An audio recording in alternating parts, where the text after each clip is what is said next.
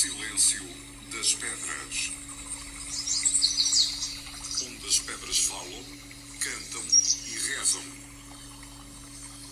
Um programa cultural de Celeste Almeida, às quintas-feiras, de 15 em 15 dias, das 20 às 22 horas, na Rádio Lafões.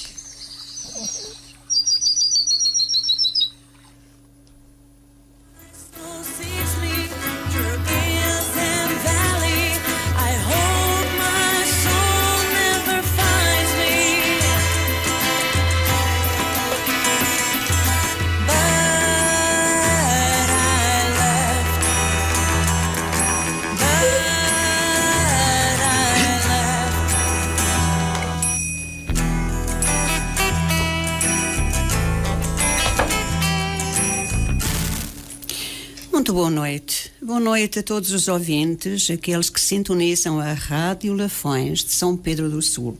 Este é o programa O Silêncio das Pedras. Eu, como toda a gente sabe, sou Celeste Almeida, hoje com um convidado de peso.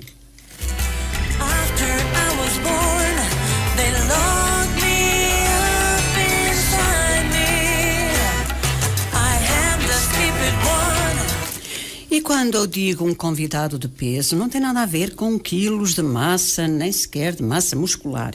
Um convidado de peso, mas é de letras. José Rodrigues, com formação superior na área da gestão e carreira como consultor empresarial e formador.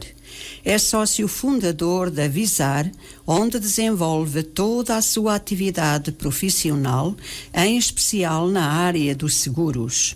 A família e os amigos, o karatê e o futebol veterano completam um enorme gosto pela escrita. José Rodrigues, um senhor que toda a gente já devia ter ouvido falar. Eu própria não conhecia pessoalmente, mas já ouvi falar bastante deste escritor José Rodrigues. E ouvi falar dele bastante precisamente por causa das suas obras. Mas isso já lá vamos, porque como toda a gente sabe, eu gosto de começar pelo princípio. E começando pelo princípio é irmos dissecar a vida de José Rodrigues, começando assim lá bastante atrás. Para toda a gente ficar a conhecer um pouco deste escritor, um escritor de excelência, exímio naquilo que faz, romancista, porque eu penso que é assim que o José Rodrigues gosta de ser mais classificado a nível da literatura.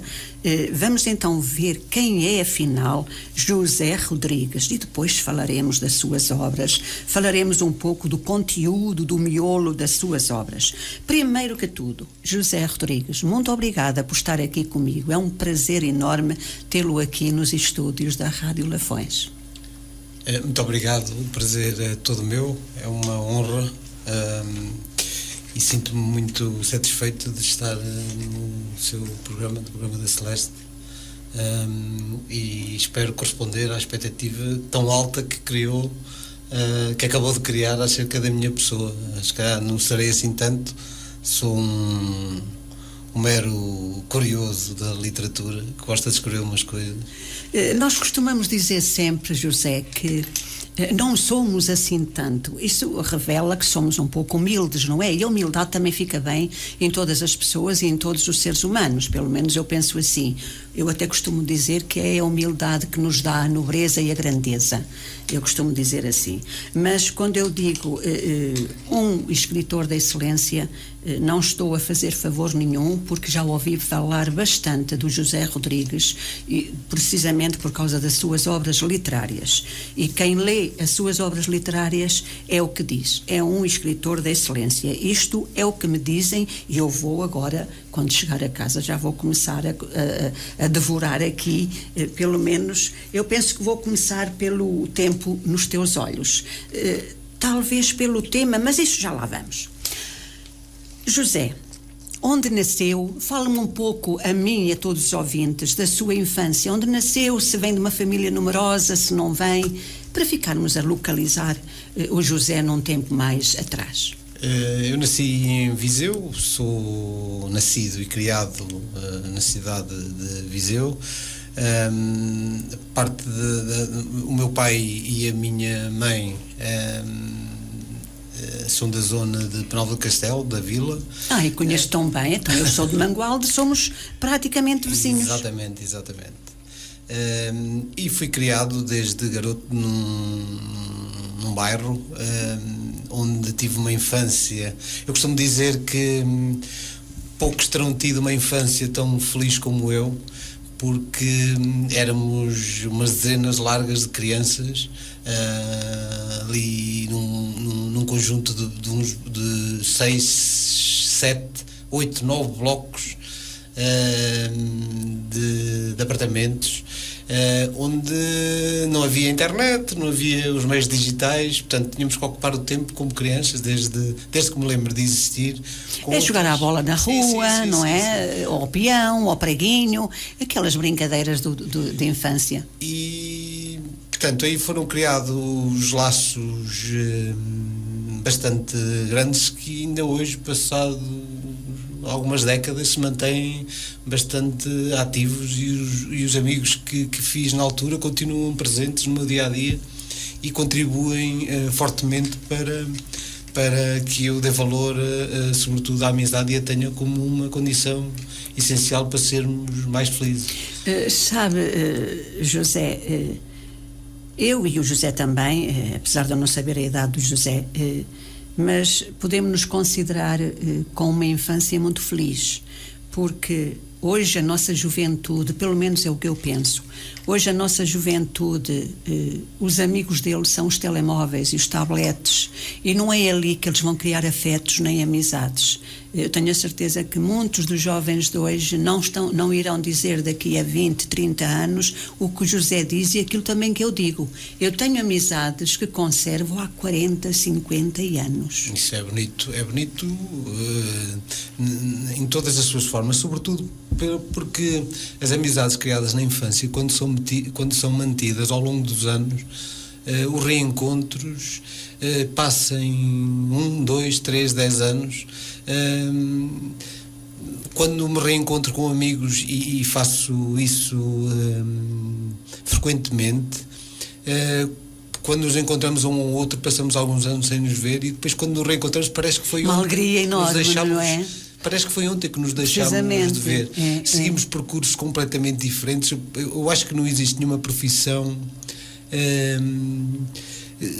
Os meus amigos de infância, eu acho que serão 50, 60, 70, 100, mas temos profissões completamente diferentes uns dos outros, fazemos coisas diferentes, mas isso no reencontro não interessa nada. Portanto, percursos diferentes, mas a amizade está lá, exatamente, os afetos estão lá, precisamente. E isto é tão bom quando nós dizemos, já somos amigas há 30 ou 40 anos, é tão bom. Eu, graças a Deus, também tenho essa sensação. O José, como toda a gente, andou na escola, e para ser escritor, com certeza que o seu gostinho apareceu logo na escola, chamando a escola primária, que hoje é o ensino básico. Exatamente. Eu tive sempre a mesma professora, desde agora o primeiro ano, na altura chamava-se a primeira classe, tive sempre a mesma professora, a professora Amarilis, que tinha uma particularidade muito interessante. Gostava imenso de nos chamar a atenção para a leitura, e apelava imenso à nossa imaginação, e não havia, eu não me lembro de haver, já lá vão uns anos largos, mas não me lembro de haver nenhuma aula em que não fizéssemos uma redação, uma composição, e temas nunca faltavam. E por mais extraordinário que pareça, a vivência que eu tinha na infância, os amigos que tinha, as histórias que vivíamos, eram temas mais do que suficientes para escrever muito mais do que aquilo que a professora punha como limite. Dizia, quero que façam só 20 linhas, e eu excedia sempre o limite que o que normalmente, quando nós, e eu falo como professora agora, não é? Quando nós dizemos a um aluno, não quer, pelo menos 20 linhas, meu Deus, era uma dor de cabeça para as crianças atingirem as 20 linhas, pelo menos para muitas. E o José está-me a dizer que ia além das 20 linhas. Sim, ia porque o tema... Criatividade, José. Exatamente, não tinha só a ver com isso, tinha mesmo a ver com a vivência, porque os dias eram longos, as férias eram longas e a atividade era intensa. Nós logo, eu lembro nas férias do Natal, da Páscoa, do verão, logo de manhã nos reencontrávamos e tínhamos imensas atividades para fazer.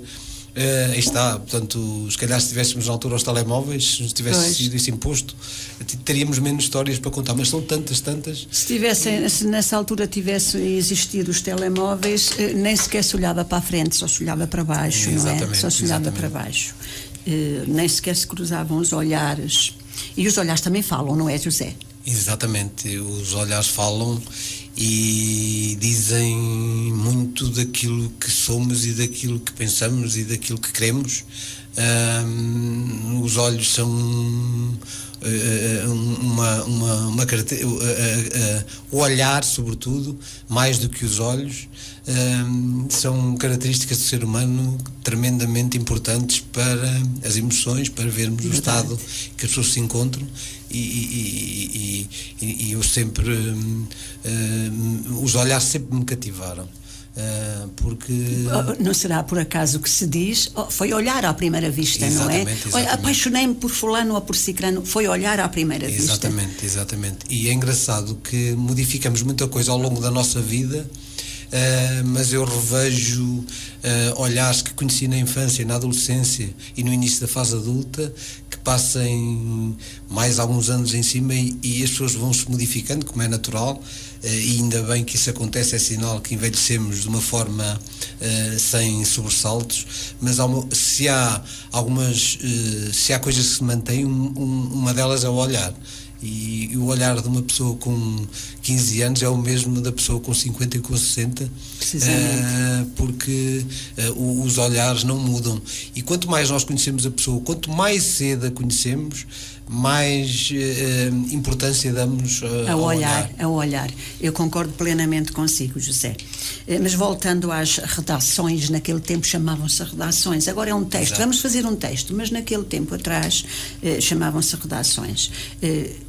O José preferia que a sua professora lhe dissesse vamos escrever, por exemplo, sobre a rádio, ou que dissesse vamos fazer um tema livre. O que é que o José preferia? Eu preferia os temas livres.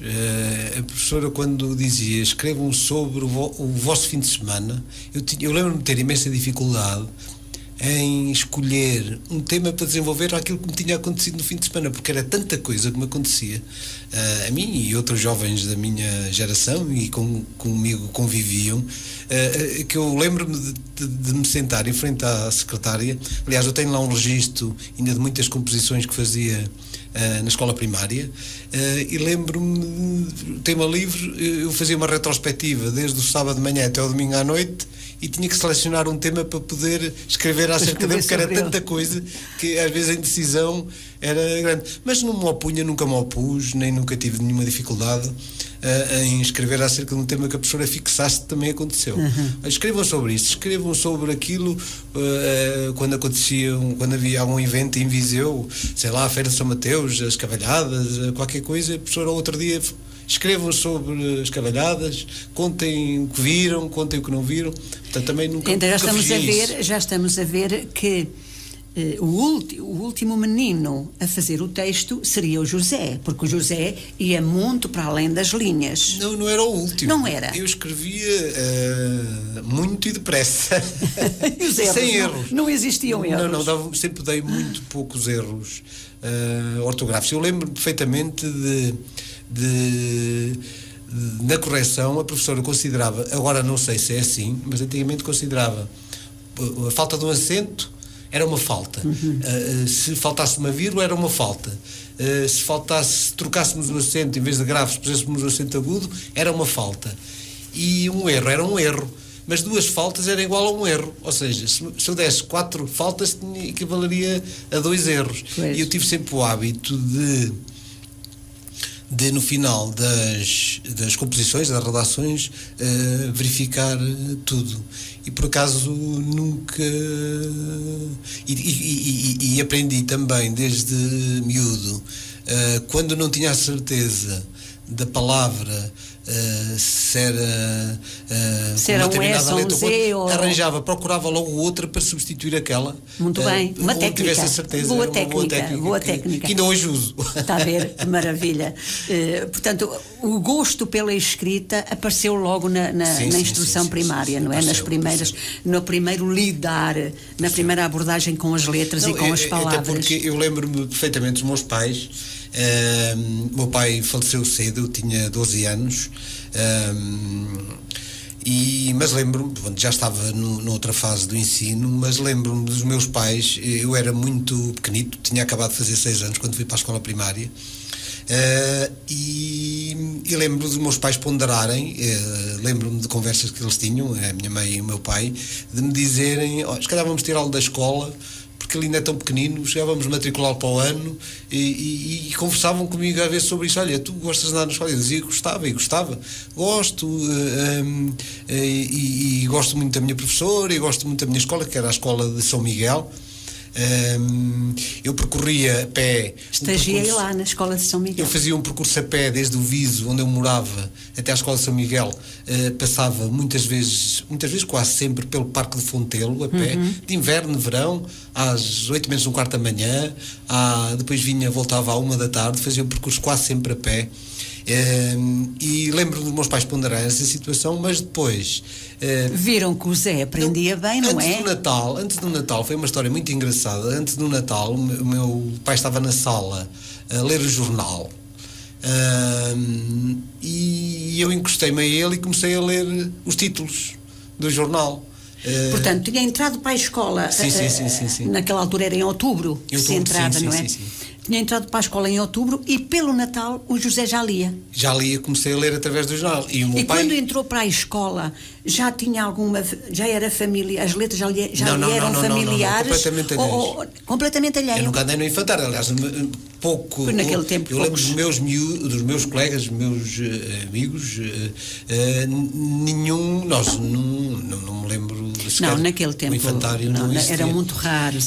Então, o meu pai disse para a minha mãe: olha, esquece a parte de ele sair da escola, que ele vai continuar, porque... Depois já sabia ler praticamente, não é? É uma história engraçada, é engraçado. Mas o José contou que perdeu o pai com 12 anos. Sim. Com certeza que foi uma marca profunda, não é? Foi uma marca. Mesmo na sua caminhada, porque com 12 anos é aquela idade em que nós já não precisamos tanto da mão, nem do ombro, nem mas... vem aquela fase da adolescência. Sim. Foi na pré-adolescência. Foi uma fase bastante complicada, com uma doença prolongada. Eu tive a sorte, felizmente, de, além de ter um grupo de amigos muito próximo, bastante próximo, alguns mais velhos, outros mais novos, mas éramos muito próximos.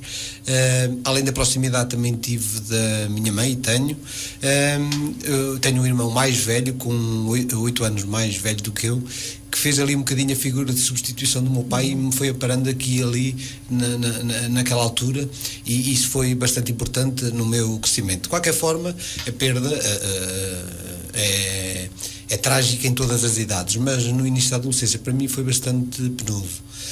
Penoso porque, quer dizer, as etapas, uma figura que nós temos presente ao nosso lado, verdade. É um ídolo, não é? Geralmente é um ídolo, é um herói. Que me ensinou tanto e que me deu tanto, e de repente desaparecer. Sentiu que algo lhe faltou, não foi, José? Sentiu que algo lhe faltou, e durante muito tempo essa falta permaneceu. Claro que no coração permanece sempre, mas durante bastante tempo acredito que era difícil preencher aquele vazio, não é? Mas é a vida, eu também já perdi os meus, é a vida. Vamos continuar então. Mas o José, adorando escrever e fazia textos de 100 linhas, ou sei lá o quê, 200 linhas, José, não. Eu tenho algumas composições bastante extensas. Eu farto-me de rir quando leio, quando as leio e releio. A professora nunca lhe disse: "Ó José, para, por amor de Deus, já estás a escrever demais." Algumas vezes disse. Então, pois, olha, eu diria: "Ó José, por amor de Deus, para um bocadinho." Mas o José não seguiu a sua carreira no meio das letras, Não. porque eu estive a ver, ainda agora li aqui, foi para os números. Foi, é verdade. Eu ainda hoje não tenho uma explicação para isto ter acontecido. Mas a verdade é que, mesmo tendo ido para um curso de gestão, na altura, em 1986, foi um curso novo, uma licenciatura nova que abriu em Viseu, na Universidade Católica. E eu também, diga-se de passagem, era um bom aluno na matemática e sempre gostei de números. Mas, aliás, já na universidade e mesmo durante o ensino secundário, nunca parei de escrever. Continuei sempre a escrever prosa e poesia, alguma poesia também, e nunca parei de facto de escrever. Eu ia escrevendo e ia pondo de lado, até que na universidade criei laços fortes. Durante a universidade, os carros de curso eram decorados com quadras. Mesmo depois de sair da Universidade Católica, fui estudar para o Porto durante algum tempo para complementar a minha formação em termos académicos.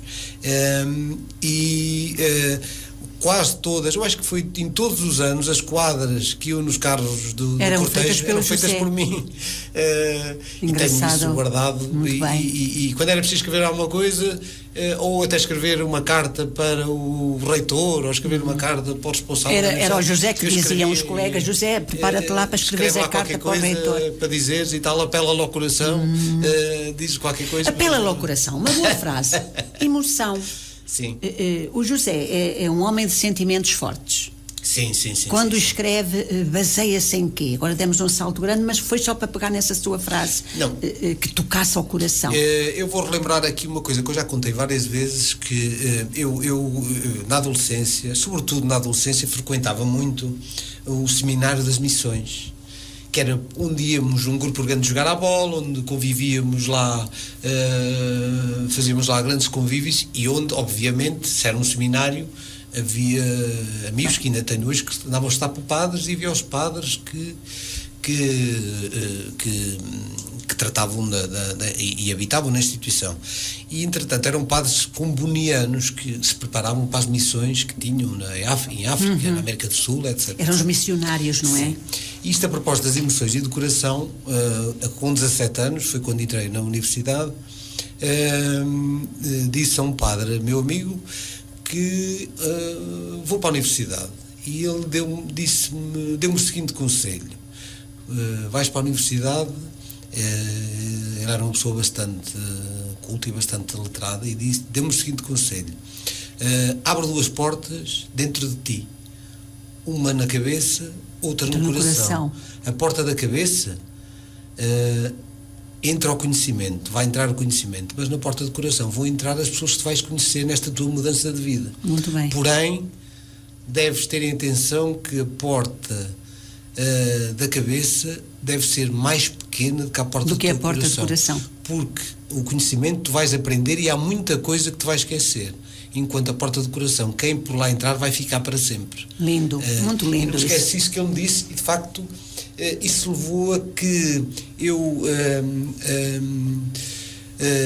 me preocupasse, às vezes até de forma bastante pesada, de forma bastante intensa, com as pessoas que fui conhecendo, e isso levou a que no final do curso eu escrevesse um livro chamado Boas Memórias do Mau Estudante, que não é um romance, é um livro de memórias, que publiquei... Do mau estudante? Mau estudante. Mas esse mau estudante não era o José? Não, eu era um bom aluno, mas era um mau estudante. O que é que eu quero dizer com isto?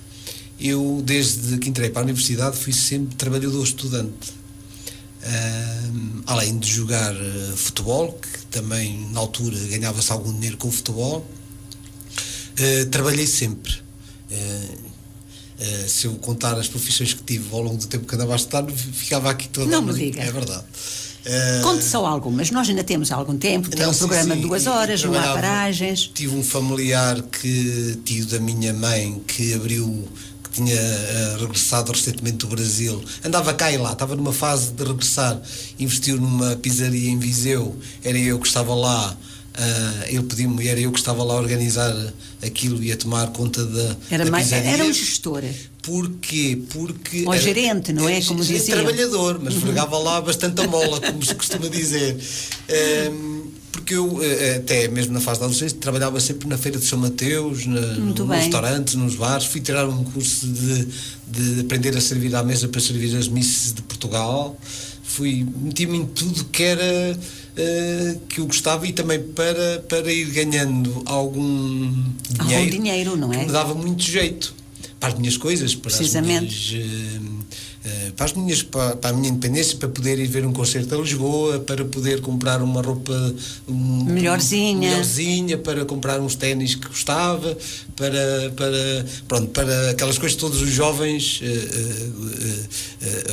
querem, que todos os jovens... E nem todos os jovens têm pais com muitos milhões, exatamente, não é? Exatamente. Então, no final do curso, da licenciatura, antes de ir para o Porto, escrevi um livro a contar o que é ser trabalhador estudante, o que é trabalhar e estudar, e o que é ter múltiplas tarefas, além do trabalho, desporto, amigos, que eu conseguia ter os amigos de infância, os amigos da universidade, os amigos do futebol, os amigos da escola secundária. Então eu tinha que articular ali entre todos os amigos, entre todas as pessoas que conheciam, algumas paixões, no sentido de...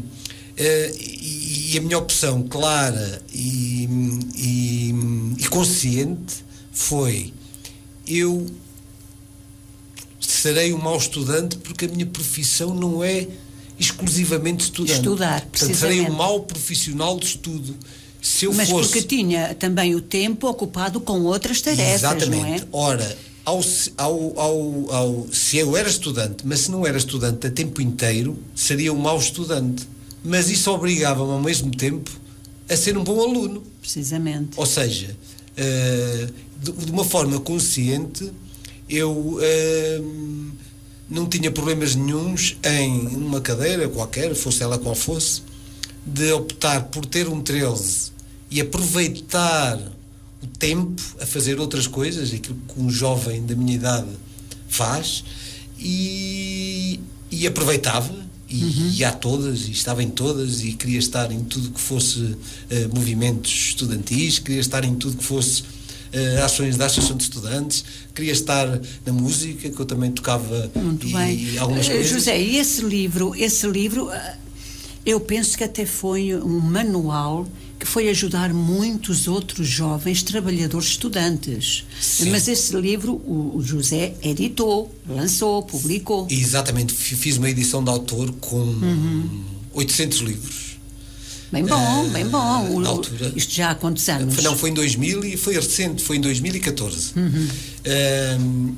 Foi o seu primeiro? Sim, foi o meu primeiro livro, chamado Boas Memórias de um Mau Estudante, que conta o que eu vivi desde 1986 até 1992, o período em que andei na Universidade Católica, e tudo que eu vivi ao longo daquele tempo, quer dentro da universidade, quer fora da universidade. E o que é que, dentre sacrifícios, dentre espírito desportivo, dentre tudo que um jovem estudante no fundo foi quase uma autobiografia sua daquele tempo, não é, José? De um período limitado, onde obviamente entraram os meus amigos de infância, os amigos, precisamente, os que conheci na universidade, o trabalho, aquilo que eu fazia durante o tempo da universidade. No fundo, eu quis fazer mais ou menos uma homenagem às tais pessoas que entraram pelo meu coração a partir de 1986. E aliás, a capa do livro são mini fotografias, as fotografias dos cartões de estudante de todos os meus colegas. Que interessante. E esse livro esgotou? Não esgotou. Quer dizer, esgotou, eu só tenho 2 exemplares. E está na calha. Se calhar para um dia ainda mais um dia, tarde, era isso que eu ia dizer. Estou a ver o José daqui a um tempito reeditar esse livro, se calhar até com alguma editora, não é? Porque tem, tem outra força. Não está fora não está fora de, como é que se diz? Agora bloqueei. Não está fora da caixa. Não está fora da caixa, pronto, pode ser, não está fora da caixa do cérebrozinho, não é? Do cérebrozinho. Antes de irmos às suas obras, José, há um nome que eu andei a passar assim pela sua página e que conto muito, que é Sara Augusto. Esta Sara Augusto, penso que é quem tira as fotografias para o José pôr nas capas dos livros, dentro dos livros. Estarei enganado ou estarei a falar certo? A Sara Augusto conhecia, é de Murilho, Mangualde. É da minha terra. É a filha da Graça. É da minha querida Graça, da minha amiga. A Sara Augusto, nós temos exatamente a mesma idade. Entramos para a universidade no mesmo dia e eu conhecia de joelhos numa praxe e ficou ao meu lado. Ela entrou para Humanidades, para o curso de Humanidades, e eu entrei para Gestão e ficámos amigos logo naquele dia. Sara Augusto tem uma sensibilidade acima da média, considero uma pessoa extraordinária. Sim, também tem uma mãe que a educou para tal, não é? Sim. E então, fomos sempre relativamente próximos, embora estávamos em turmas diferentes, e é engraçado, perdemos-nos ali uma altura. Depois do curso acabado ela era uma aluna excelente, depois seguiu para mestrado, doutoramento, ficou a dar aulas na universidade, foi dar aulas para a Universidade de Coimbra, tudo na área da literatura, e em 2014, pouco tempo, 2013, antes de editar o livro, as redes sociais possibilitaram-nos isto, eu deixei de a ver durante uns tempos, e é tal coisa do reencontro. Sim, quando me encontrei com ela novamente, até foi em Mangualde, foi como se tivesse sido em 1986 quando nos conhecemos. Quando se conheceram. Conversámos ali um bocado e eu disse, Sara, eu tenho um livro, Boas Memórias de um Mau Estudante, que escrevia acerca do tempo que nós passámos na universidade, e falo de ti, inclusivamente. É engraçado. Tenho lá um pequeno texto onde recordo isto. É engraçado que foi por acaso um episódio bastante engraçado. Olha, como ela é especialista na matéria, é professora, neste momento está a dar aulas em Macau, é professora de literatura, é professora de língua portuguesa, assim é que é, no Instituto Politécnico de Macau. E eu disse-lhe, olha, tenho um livro que eu não tenho noção sequer se tem ou não condições para ser publicado, porque isto é assim, eu acho que nós às vezes escrevemos e só o feedback, depois temos noção o meu pensamento era esse. E disse-lhe, Sara, tenho aqui um livro, se tu entenderes, agradecia que o lesses, se tu entenderes que vale a pena, eu avanço na publicação, senão não publico. Olha, José, agora fez-me lembrar também um amigo nosso. Olha, Celeste, tens aqui um livro, Lete, porque é assim que me chamam, tens aqui um livro, se isto valer alguma coisa, olha, faz-lhe o prefácio, é um favor que te peço. Lá está, e o José teve precisamente essa maneira de abordar a Sara. Tens aqui um livro, lê, se achares que... Porque é que nós nunca temos confiança em nós próprios? Não era uma questão de confiança, era uma questão de tornar aquilo que eu tinha feito algo legítimo. Eu não sei bem explicar, é avalizado. E para mim não há pessoa melhor com mais do que capacidade do que a Sara. Não, e sobretudo por outra coisa, porque ela seria totalmente sincera comigo e não era por ser minha amiga que ela diz, olha, publica que isto vale a pena. Ela diz, olha, não publiques porque isto é uma miséria ou não vale nada. E ela, no final do livro, eu disse, olha, ela disse-me, dá-me aqui uns tempos para eu ler, e eu disse, olha, Sara, se gostares, fazes o prefácio, peço-te esse favor. Entretanto, passado poucos dias, ela ligou-me e muito emocionada com o livro. Foi uma conversa, por acaso, bastante emocionante. Ela ficou muito emocionada com o livro, sobretudo pela capacidade que esse livro teve de trazer à memória muitas das coisas que nós vivemos, que embora não nos víssemos com muita regularidade, mas vivíamos as mesmas coisas, os mesmos ambientes, os mesmos locais, e é verdade. E em conversa, eu lembro perfeitamente de uma conversa que nós tivemos, e eu falo muito, ainda hoje falamos nisso, que é nós no nosso dia-a-dia, acerca da questão da memória, há uma coisa muito importante. Se uma parte significativa dos nossos pensamentos diários, se nós pensarmos bem, uma parte significativa dos nossos pensamentos diários preocupa-se com o presente e com o futuro. Mas há uma parte não menos significativa que recupera memórias recentes ou memórias mais distantes no tempo. Nós somos, as nossas memórias, somos aquilo que nos aconteceu, somos tudo aquilo que passamos, mas se pensarmos bem, nós nunca, quando nos recordamos de alguma coisa, nunca nos recordamos sozinhos. Recordamos de alguém que connosco trocou um sorriso, que connosco viveu, de alguém que estava naquele momento, naquela hora connosco, naquele lugar. Mas mais importante do que isso é que a memória, sobretudo a memória do afeto, faz-se hoje. Nós temos que tratar dela hoje, porque os afetos que nós cuidarmos hoje vão ser aqueles que nos vamos recordar amanhã. Teremos daqui a 10, 20 anos. E então resolvemos avançar para a publicação e foi um sucesso. Os livros apareceram no estante. Entretanto, a Sara foi, que ela adora fotografia, e ela vou fazer um curso de fotografia no Porto, no Instituto Português de Fotografia. E o meu pensamento, quando ela me disse isso, foi o seguinte: ela tem uma sensibilidade extrema, ela tem um blog extraordinário chamado Estrada de Prata, onde tem fotografia e texto dela, textos curtos, a descrever as fotografias. As fotografias. No fundo é escrever poesia. Sim. No fundo, porque a fotografia também é poesia. E ela, o que é que quando ela me disse isso, eu disse assim, eu pensei o seguinte: a Sara, com a sensibilidade que ela tem, tenho a certeza absoluta que ela vai fazer fotografia extraordinária. E aquilo começou-me, eu fiquei a matutar naquilo. Entretanto, já estava a avançar para o romance, que saiu em 2016, para o Rio de Esmeralda, há um dia ela estava no Porto a fazer o curso de fotografia e veio a Viseu, encontramos, almoçámos em Mangualde, e eu disse-lhe à Sara: eu tenho aqui um romance que está quase pronto. Eu gostava de fazer um livro diferente. Gostava de encontrar fotografia. Gostava que tu me sugerisse fotografias para colocar no livro. E assim foi.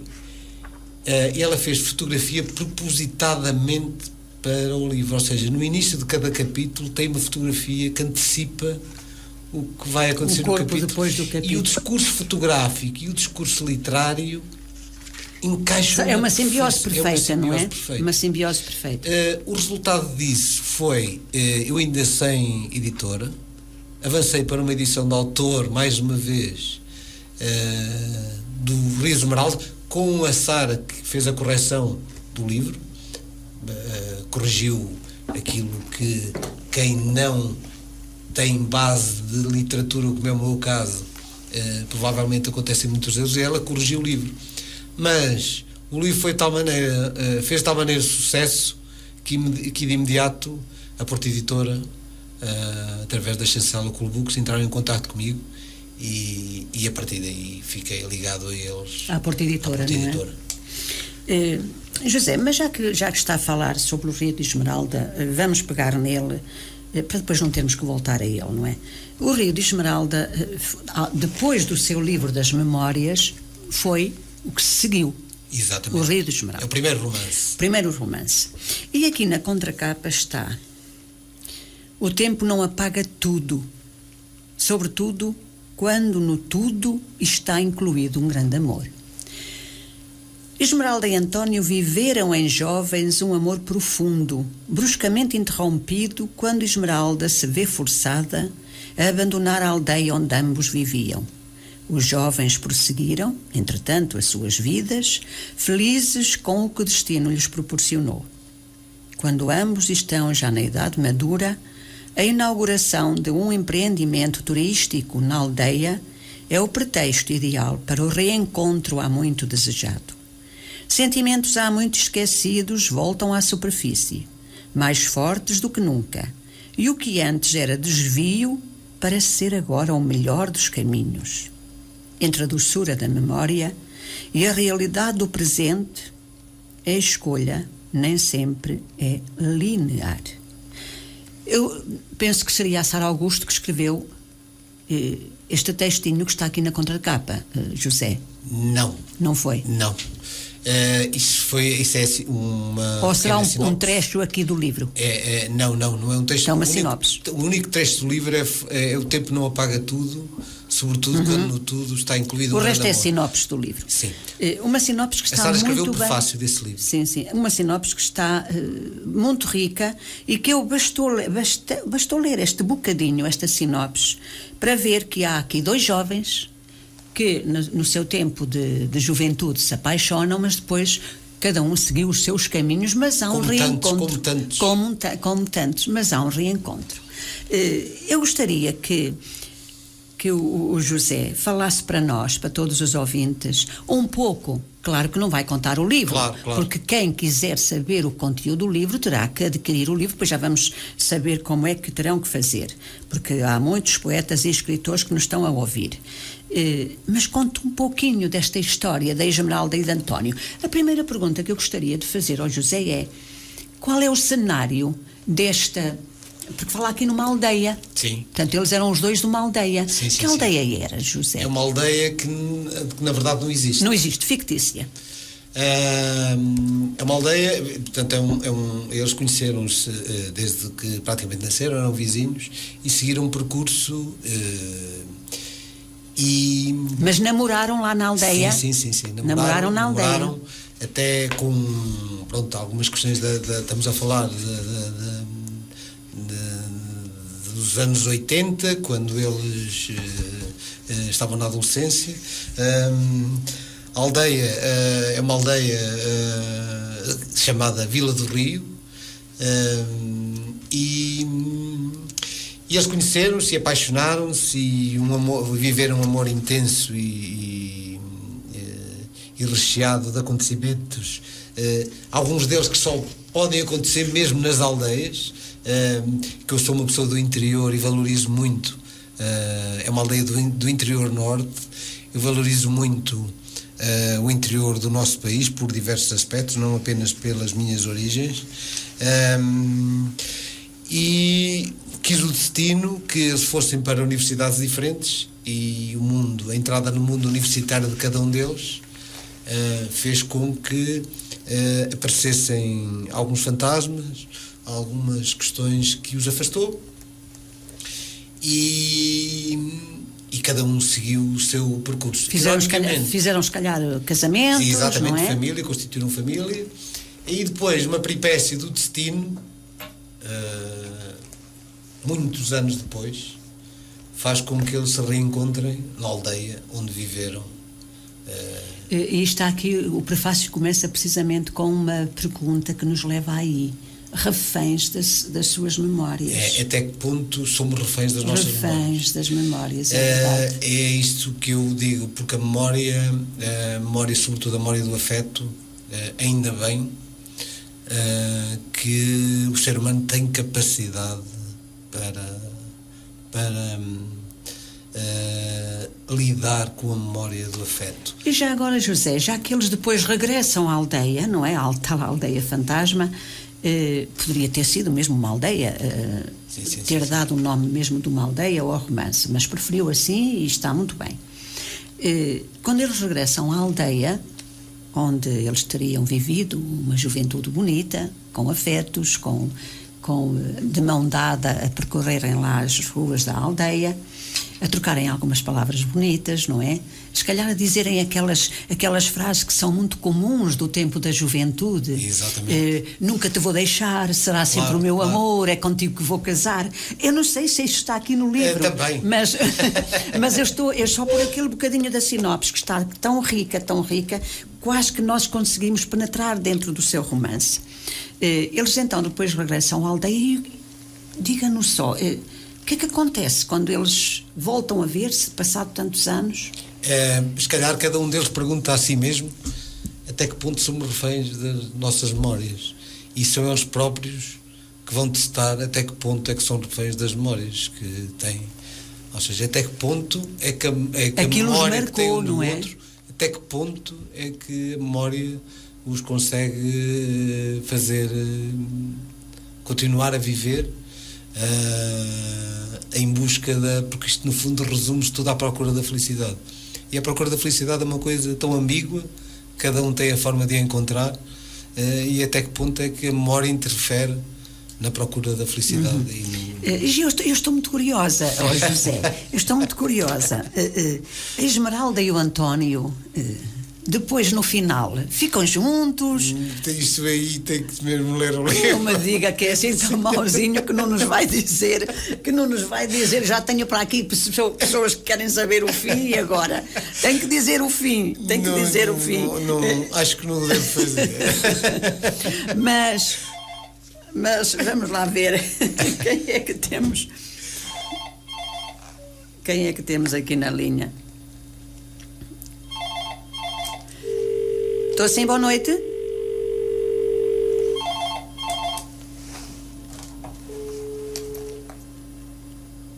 Agora toca.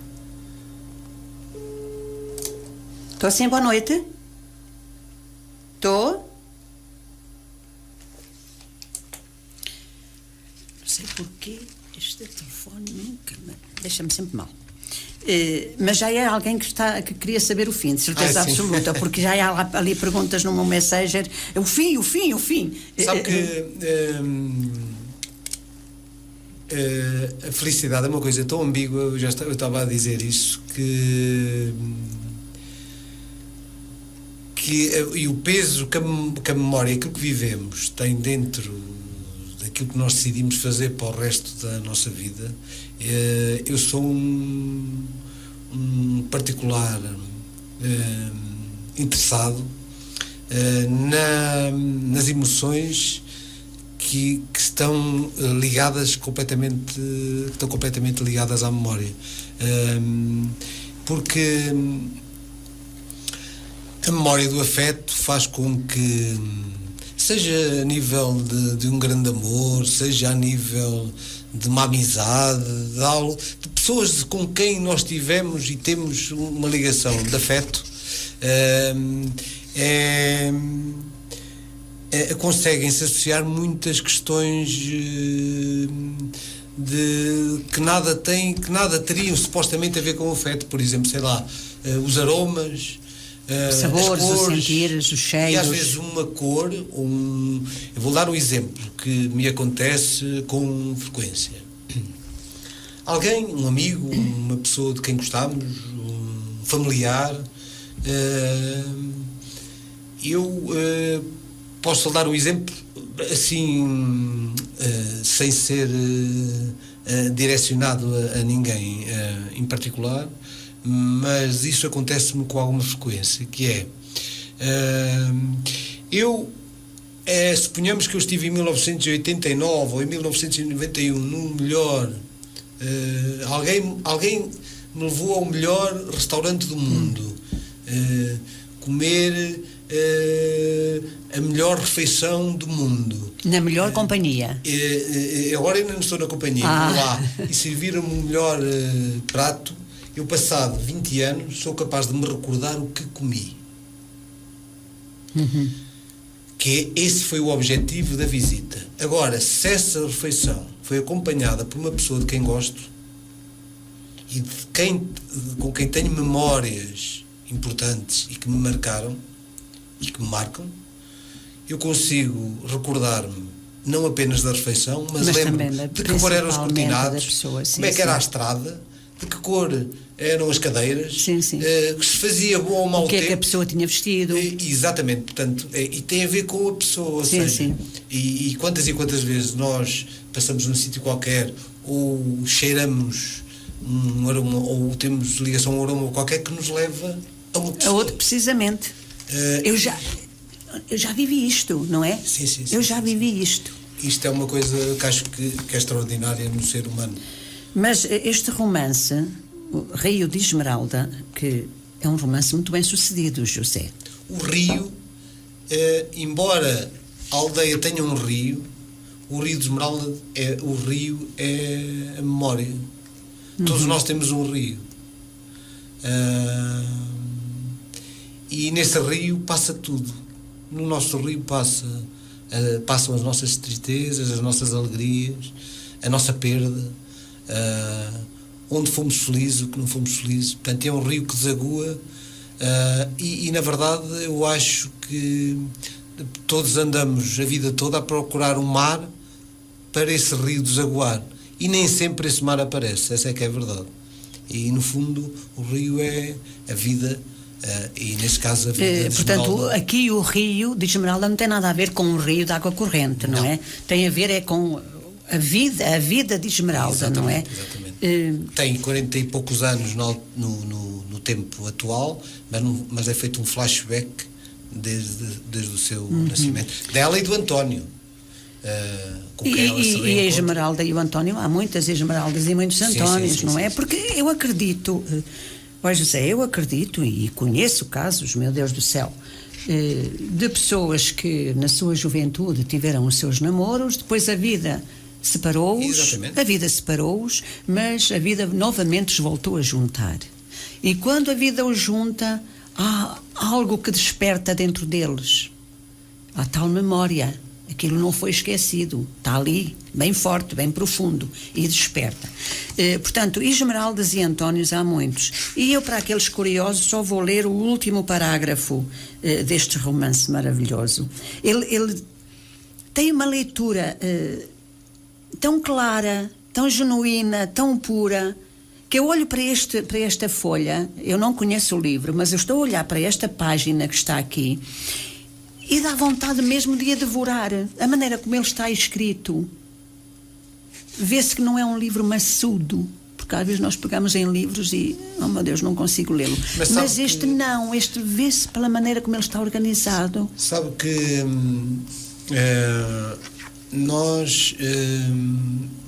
a maturidade é uma coisa extraordinária, e eu acho que todos nós procuramos. Eu vou falar um bocadinho por mim. Eu tenho dado conta, eu gosto de refletir acerca do meu comportamento e daquilo que vou pensando e daquilo que eu pensava há 10 anos e há 15 e há 20 anos atrás, e tenho chegado a uma conclusão importante, que é aquilo que Mário Quintana chamava, que é um poeta de quem eu gosto imenso, é a arte de simplificar, que é vamos tentando simplificar cada vez mais as coisas, mas ao mesmo tempo vamos vendo que as coisas mais simples são também as mais importantes da nossa vida. E isso é uma coisa que eu considero fantástica, que é vamos dando conta que as coisas mais importantes são as mais simples, e isso é a vida que nos e traz o isso. José usa mesmo esta linguagem muito simples, não é daquelas pessoas que vai rebuscar palavras. Muitas vezes há livros, e eu já peguei em alguns, que é preciso pegar num dicionário e ir ver qual é o sinónimo daquela palavra que não se conhece, não é? Mas este livro não é preciso isso. É um livro tão genuíno, tão puro. Mas eu estava a dizer há pouco para aquelas pessoas que já estão entusiasmadas, só que vou ler o último parágrafo. Mas não vai fazer nenhuma revelação. Não, porque eu também não sei. Eu também não sei. Eu sei, estou a José. brincar, porque eu também não parágrafo sei. Mas o último parágrafo também não nos diz assim grande coisa. Mas às Esmeraldas e aos Antónios deste mundo que conheceram o amor e tiveram a sorte de viver o tempo suficiente para confirmarem que a memória não o consegue apagar. Portanto, por aqui vê-se que o amor da Esmeralda e do António não se apagou. Agora, se eles ficaram juntos ou não, têm que ler o livro, não é? Não é, José? Tem cá várias personagens, porque se vê aqui um Gil, uma Maria João, etc. Portanto, há todo um enredo muito interessante. A capa, falando da capa, esta capa é a Sara? Não. Não, a capa não é a Sara, a capa é... ora bem, a Sara, quando fez as fotografias para esse livro, foi-lhe pedido houve um casal que lhe pediu para ela tirar umas fotografias, porque se iam casar. Ai, que giro. E a Sara teve alguma facilidade em fazer essas fotografias, porque ela pedia ao casal para se abraçar e eles abraçavam-se. E o abraço não era preciso ser estudado porque era genuíno. E cá está aqui uma fotografia. Exatamente. É o casal, José, é o casal. Exatamente. Sim, porque é bom que nós digamos aos ouvintes que este livro tem algumas fotos, a preto e branco, lá está o romantismo, não é? Tem uma foto por cada capítulo. Por cada capítulo. E o preto e branco, que é muito romântico. Eu acho. Eu as também. As fotografias mais bonitas são as fotografias a preto e branco. E cá está um casal a abraçar-se. Portanto, então, esta fotografia foi mesmo de um casal que a Sara fotografou. Exatamente. E veio pôr. E há por aqui outra que eu já vi, de mãos dadas. Cá está. Andarem de mão dada. Tão lindo, tão lindo. De facto, a Sara é uma grande artista. É fenomenal, não é? É fenomenal. Cada capítulo inicia com a fotografia. Exatamente. Não é? Que foi uma experiência que depois passou a ser frequente nos romances posteriores. Depois tem aqui a última foto, que é um bocadinho... cá está a paixão, não é? Uma paixão. Uns lençóis, uma cama, umas pernas, uns pés. Portanto, isto é o último capítulo, não é? Por aqui os nossos ouvintes, os nossos amigos escritores e poetas já podem ver que houve. Se não ficaram juntos, pelo menos viveram um profundo amor novamente, José. Porque esta fotografia diz tudo. Esta fotografia diz tudo. É um livro lindíssimo que foi lançado em 2016, portanto há 3 anos. Em dezembro de 2016. Em setembro de 2016. Portanto, no final de 2016. Exatamente. E nós já vamos, porque escrever 3 romances em tão curto espaço de tempo tem que haver aqui muito dar aos dedos. É da Porto Editora, não é? Como diz o Zé. É a chancela da Porto Editora, tem várias chancelas. É a chancela Cool Books, que é uma chancela para autores portugueses. Muito bem. Faz os lançamentos em vários lados? Faço um lançamento que preferencialmente faço sempre em Viseu, que é a minha terra onde reside, não é? E a sua terra natal. E depois faço apresentações por todo o país, e algumas livrarias onde eles estão à venda, em Lisboa, no Porto, em Coimbra, onde o livro está à venda, além das grandes superfícies como FNACs, etc. FNAC não, porque a Porto Editora, portanto, é do Grupo Bertrand, estará na Bertrand, em todo o país. Sim. Mais as Almedinas, o Grupo Almedina, mais aquelas livrarias mais conhecidas. Sim, mais conhecidas, com mais nome. É onde eu vou com gosto sempre que me convidam. Muito bem, muito bem.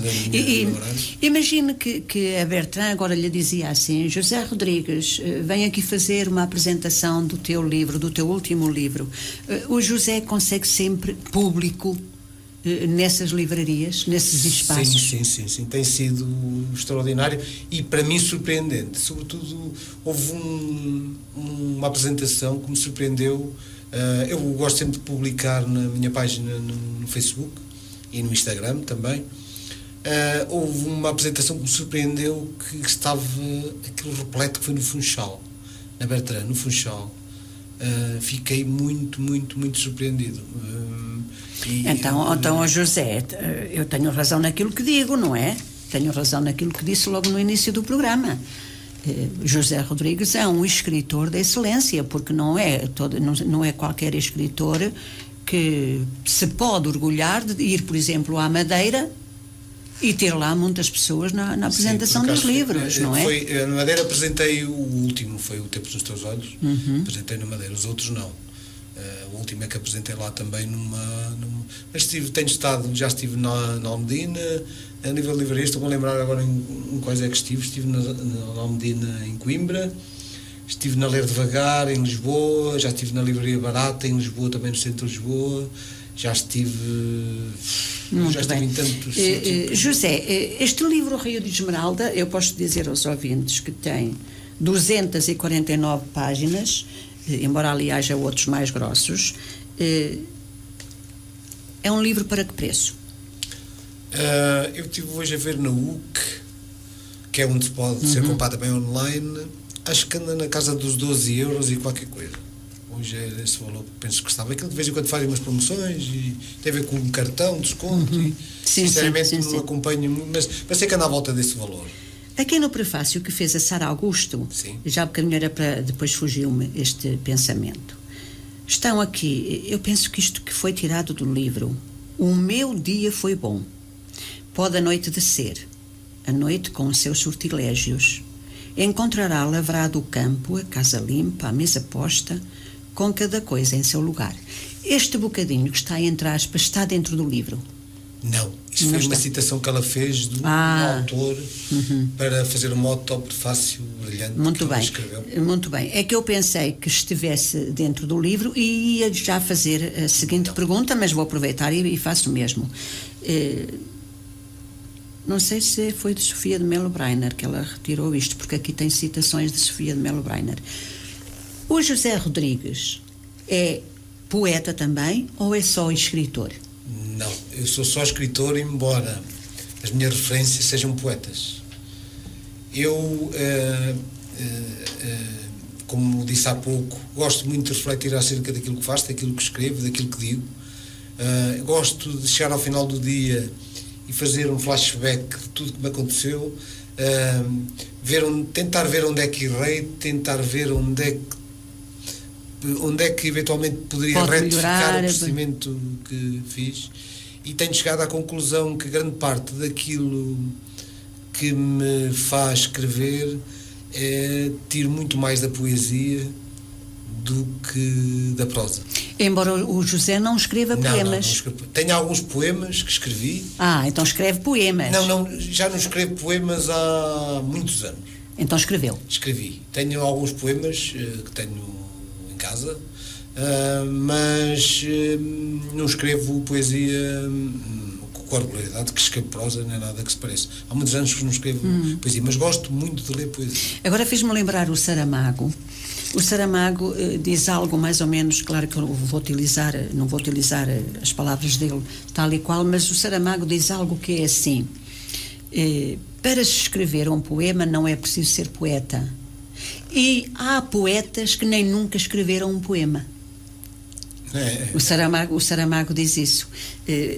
Uma pessoa pode escrever poemas e, no entanto, não é poeta. E pode haver poetas que nunca escreveram um poema. Aliás, eu nas primeiras páginas de cada livro que escrevo gosto de colocar uma quadra que tenha a ver com a temática do livro. No livro no Rio de Esmeralda, primeiro romance, coloquei uma quadra do Mário Quintana que diz o seguinte... Gosta do Mário Quintana, José? Também gosto. E eu agora, que desfecho, já nem penso mais em ti, mas será que nunca deixo de lembrar que te esqueci? Portanto, tem a ver com a temática do livro. No segundo livro, No Voltar a Ti, foi de Cecília Meireles. Basta-me um pequeno toque feito ao longe e de leve para que venhas comigo e eu para sempre te levo. E são, por acaso, dois autores. Já que está a falar destes dois, deve ter outras referências também. Sim, gosto de Camões. Já que fala de Camões, gosta de Camões? Eu também gosto muito de Camões. Os Lusíadas, gostou de ler os Lusíadas, José? Olha, acho que é a primeira vez que eu faço esta pergunta. Alguém me responde, gostei muito. É que eu também adorei, eu acho que eu li sei lá quantas vezes. Mas eu vou dizer, gostei muito de quando li, não sei em que ano. Sim. No nono, acho que era nos nonos. Mas gostei mais de o reler. E ainda gostei mais da terceira vez. Que o leu. Portanto, eu acho que a literatura e a poesia, neste caso, tem um bocadinho a ver com o próprio. Sabe porquê, ser José? humano. Porque a primeira Sabe, vez. pessoas, nós às vezes temos uma percepção de uma pessoa e de facto, quando a conhecemos melhor, vamos melhorando a nossa percepção, a nossa e aquilo percepção. que nós precisamente. e da mesma forma que a poesia, há determinadas pessoas que passam pela nossa vida com quem a empatia não, de certa forma, não conseguimos criar. É verdade. E se calhar é por isso que prefiro alguns autores do que outros. Pronto, alguns, mas voltando ainda aos Lusíadas, que o José dizia que a terceira vez ainda gostou mais, é que na primeira vez nós fomos obrigados a ler o livro, não é? E a leitura não pode ser obrigada, não pode ser algo obrigatório. Depois já o relemos por nossa alta recriação, e então aí já gostamos muito mais dele. Também me aconteceu isso comigo, não foi só com o José, sim. Também me aconteceu. E ainda hoje gosto de pegar nos Lusíadas e ir lá aos cantos buscar. Há um episódio que eu adoro nos Lusíadas e que vou muito a ver relê-lo, que é Os Amores de Pedro e Inês. Os Amores de Pedro e Inês, para mim... Por acaso, falei em Amores de Pedro e Inês, apresentei o livro no Café Santa Cruz, em Coimbra. E veio à conversa... E qual livro? O Rio de Esmeralda? Não, o segundo, Voltar a Ti, apresentei lá. Fiz lá uma apresentação. O Rio de Esmeralda também fiz lá. Não, foi o Voltar a Ti, fiz lá uma sessão num lugar espetacular. E o José estava a dizer que houve lá uma conversa à volta disso, dos Amores de Pedro e Inês. Dos Amores de Pedro e Inês, porque a Sara costuma-me acompanhar no lançamento. Costumamos sempre, em conjunto com a editora, fazer o lançamento numa altura que ela cá esteja, para ela também estar presente, no lançamento. Claro que sim. Mas há outra pessoa também que por acaso é professora, que é a Graça Rocha, que me acompanha às vezes quando são apresentações do livro, que ela é da área da literatura, e a conversa foi com ela exatamente por causa disso e por causa do local onde estávamos, e ter a ver com José, quando escreve utiliza o quê? Utiliza o papel, uma caderneta, uma sebenta ou o computador, o Word? Utilizo exclusivamente o computador. Tenho uma sebenta, tenho um caderno que me acompanha sempre, todos os dias, onde tomo umas notas de alguma coisa que eventualmente me desperta a atenção. Como já me aconteceu com bastante frequência, algo que me prenda a atenção, seja o que for. Às vezes até alguém que me acena, ou alguém que sorri. Pode ser um mote para depois escrever sobre, não é? Mas eu durante o dia, além da minha área profissional não o permitir, não consigo ter a mínima concentração, porque aí está, a minha concentração volta-se mais para os números e para as pessoas que eu tenho a felicidade de gerir, e não me surge quase nenhuma frase para poder... Eu estou a ouvir o José e estou a vê-lo durante a noite dentro a escrever, porque se durante o dia não tenho o tempo ocupado com outras coisas, portanto parto do princípio que procura o silêncio da noite para escrever. Sim. Mas procura esse silêncio porque de facto é o tempo mais disponível que tem, ou também porque esse tempo da noite o ajuda a soltar-se mais, a inspirar-se mais? Não, eu acho que é um conjunto de várias coisas. É um conjunto de... Primeiro também tem a ver com o facto de a partir de determinada hora da noite consigo exorcizar o dia, como se quisesse passar uma borracha naquelas coisas que tem que ser. Eu lido muito com empresas e com obrigações fiscais e que é horrível, entre aspas, ou seja, que é o tem que ser. E o tem que ser na vida é uma coisa... É horrível. Não é nada bom. José, eu pego muito naquilo que o José diz, é horrível, mas esse horrível é que comanda o mundo quase. Pois, exato, por isso é que eu passo constantemente a repetir que o mundo, se fosse comandado por poetas, era bem melhor que comandado por economistas, não é? Eu estou sempre a dizer isso, estou sempre a repetir isso. Que é aquilo que eu de facto acredito, que nós, sem darmos conta, somos transformados em números, e nós não somos números, nós somos pessoas. e também tem a ver com o facto de eu ser um seguidor bastante severo não é a palavra certa, sou um seguidor bastante perseverante do Daniel Goleman, que é o homem da inteligência emocional. Já atravessei as fronteiras para o conhecer pessoalmente. Não me diga. Sim. Fui conhecê-lo a Madrid. Fiz questão de levar os livros dele para ele nos autografar. Fui ouvi-lo. E é uma pessoa que eu adoro há muitos anos, que escreve muito sobre a inteligência emocional. Ele para mim é a grande referência em termos das emoções, e a gente quer queiramos, quer não, quem lida com pessoas como eu lido, que tenho uma equipa de trabalho que me apoia, e não me esquece algumas frases que eu até aqui apontei do Daniel Goleman, que eu nunca esqueci, e uma delas é: a tarefa fundamental dos líderes é instalar bons sentimentos naqueles que lideram.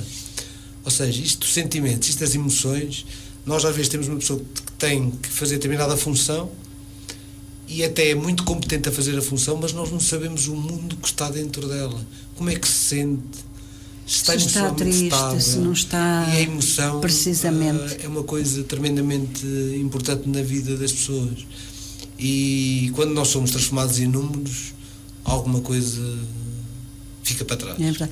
Mas essa dos sermos transformados em números, José, está-me a levar, por exemplo, para as escolas, para as universidades, sim. Que o professor, número 2, ou 2, responde tu, ou 5, responde tu, ou 7, ou 15. Lá está. Já está tudo errado nisto, porque nós estamos a tratar as pessoas, os jovens, como números. Exatamente. Não é?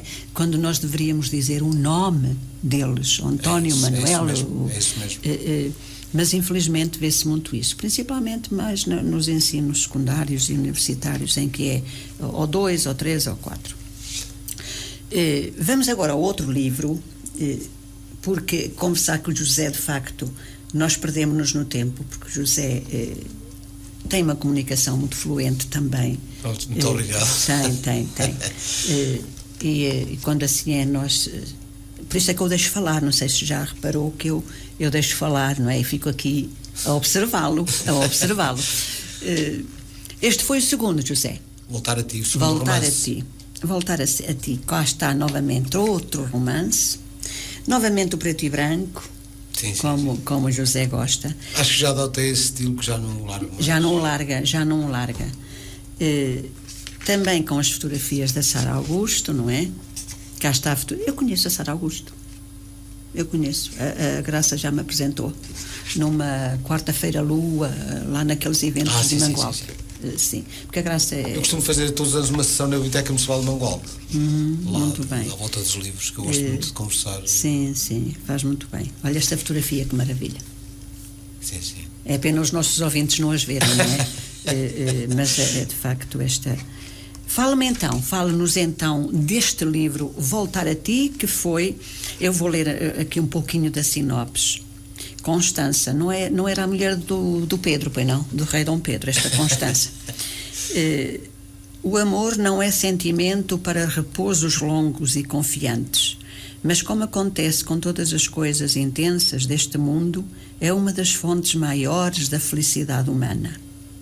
Constança divide os seus dias entre 2 mundos.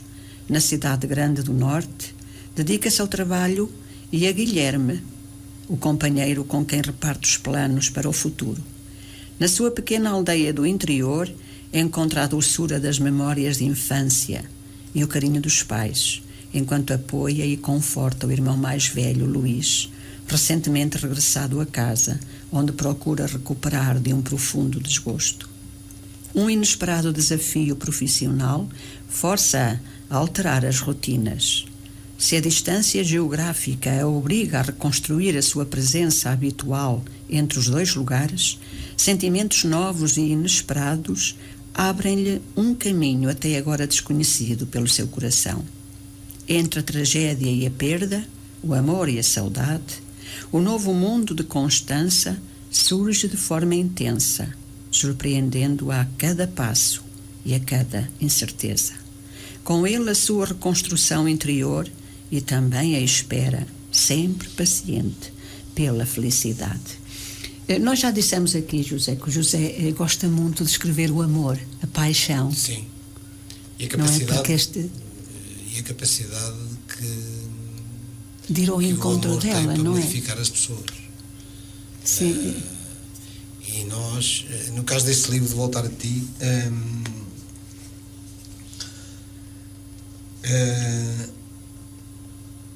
a Constança é uma brilhante engenheira informática,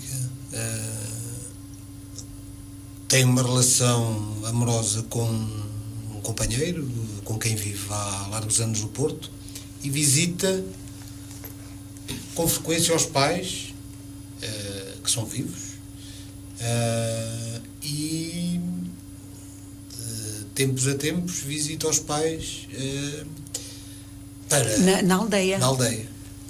A cidade e a aldeia. Sim, eu gosto sempre no Rio Esmeralda, ela vive numa cidade grande, mas procura volta à aldeia e não voltar a ti. Portanto, ela tem os pais na aldeia, a Constança, e volta sempre que pode para visitar os pais. E de momento tem um irmão que passou por grandes problemas emocionais e viveu uma separação muito dolorosa e voltou para a casa dos pais e procura na irmã o conforto emocional, o que a faz obrigar a visitar mais vezes, cada vez mais vezes. E muitas vezes as nossas rotinas são alteradas pelo nosso coração, seja qual for o motivo que cabe dentro do coração, que são muitos. O coração, acho eu, o nosso coração é enorme. Sim, nem sim. Nós às vezes passamos a vida sem conhecer todos os atributos que o nosso coração tem. Então ela visita a aldeia com frequência, cada vez mais, e agora sente-se na obrigação de visitar mais o irmão, e é fácil a viagem entre o Porto, onde ela vive, e a aldeia, mas de repente surge um desafio profissional tremendo, e ela tem que se deslocar para o fundo do país, para o Algarve, e obriga a visitar menos os pais, menos o irmão, menos o companheiro, e a vida dela sofre uma grande transformação, sobretudo por alguém que também conhece no Sul, e faz reequacionar toda a sua vida e as pessoas que a envolvem e o romance. No fundo, o Rio e Esmeralda, precisamente, o Rio de Esmeralda e o Voltar a Ti é sempre uma busca à felicidade maior, sim, não é, José? Eu estou a ouvi-lo e estou a pensar assim. Eu acho que é irmos de encontro àquilo que todos procuramos na vida, porque é assim, eu procuro criar personagens, todas as personagens que eu criei em todos os meus livros são personagens reais, onde nós, quem lê, e eu próprio quando escrevo, não me dá absolutamente gozo nenhum criar um super-homem, criar uma super-mulher, criar uma pessoa sem defeitos ou com virtudes, criar uma pessoa que se nós, no nosso dia-a-dia, essas pessoas não existem. Existem pessoas com defeitos, com imperfeições, com características próprias de todos nós. E o que é que nós procuramos? Ser felizes. Precisamente. E o caminho que cada um de nós procura para ser feliz não são seguramente iguais, tem a ver com as nossas características pessoais. José, estes dois livros que já falámos, O Rio de Esmeralda e Voltar a Ti, quando o José pensou em escrever estes romances, baseou-se num caso verídico que conheceu, ou sabe que na vida essas coisas acontecem? Não me baseei em história nenhuma conhecida. Porque podia ser, não é, José? Exatamente. Tenho alguns registros para o futuro, se tiver a sorte de continuar a escrever, de algumas histórias reais que vale a pena escrevê-las. Vale a pena contar essas histórias. Mas até o momento não foi essa necessidade. Agora, há personagens que eu crio que têm a ver com algumas pessoas que eu conheço, nomeadamente algumas características. Às vezes chego até a comentar isso com as próprias pessoas. e algumas pelas características físicas, outras características psicológicas e tal, vou encontrar isso, mas em termos de história, condição da história não, é tudo e de facto eu relevo, eu tenho muitas, eu ao longo do livro, de todos os livros, tenho muitas reflexões. Eu gosto de, no final, entre a narração da história, às vezes no final de um capítulo faço uma pequena reflexão de meia dúzia de linhas acerca daquilo que somos, para onde vamos, o que José, e pegando nesse seu raciocínio, diga-me uma coisa, a mim e a todos os ouvintes que nos estão a ouvir. Já lhe aconteceu, ou no Rio de Esmeralda, ou neste Voltar a Ti, o José, por exemplo, ir já com bastante escrita e dizer assim, não estou a gostar nada disto, vou desistir disto e vou voltar atrás? Nunca me aconteceu. Nunca lhe aconteceu? Não. Que bom. Nunca me aconteceu, por acaso, eu já pensei nisso várias vezes, nunca me aconteceu. Nunca teve necessidade de mudar os textos? Não. Segue a sua linha? Tenho um editor, que é o Vítor Gonçalves, que é uma pessoa com bastante prestígio dentro do grupo editorial, que depois do livro lhe ser entregue faz alguns ajustes normais. Claro. Mas nada de especial. Nada de mudar a essência. A essência está lá. Pequenas coisinhas, às vezes tirar ter um porque, às vezes precisamente. Próprias de quem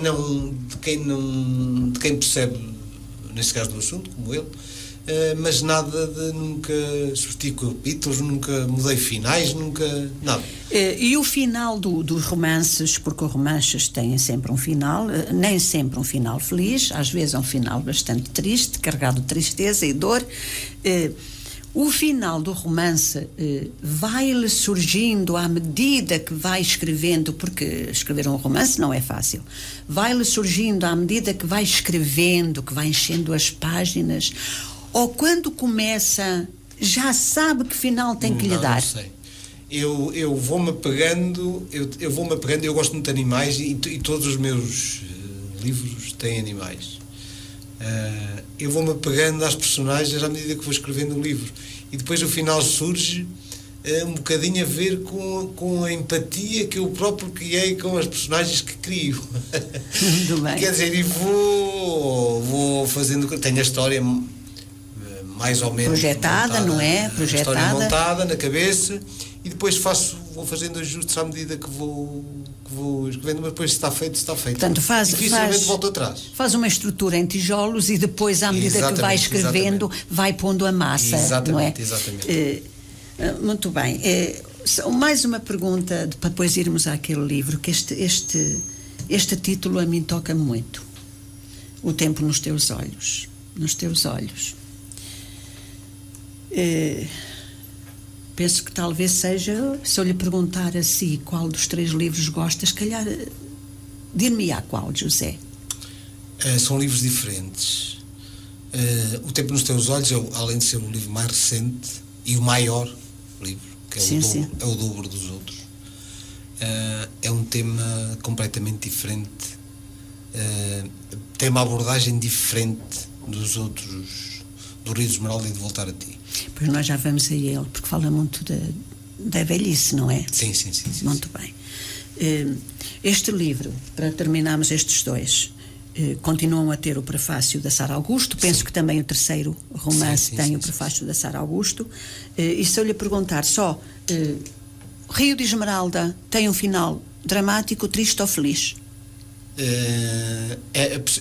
Está tal coisa.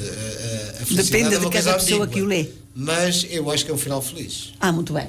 E o Voltar a Ti? Também. Muito bem. Então os nossos ouvintes já estão mais contentes, porque já estavam para ali a imaginar coisas. Nós vamos pôr só agora um bocadinho de música para descansarmos um pouco e depois vamos falar O Tempo nos Teus Olhos.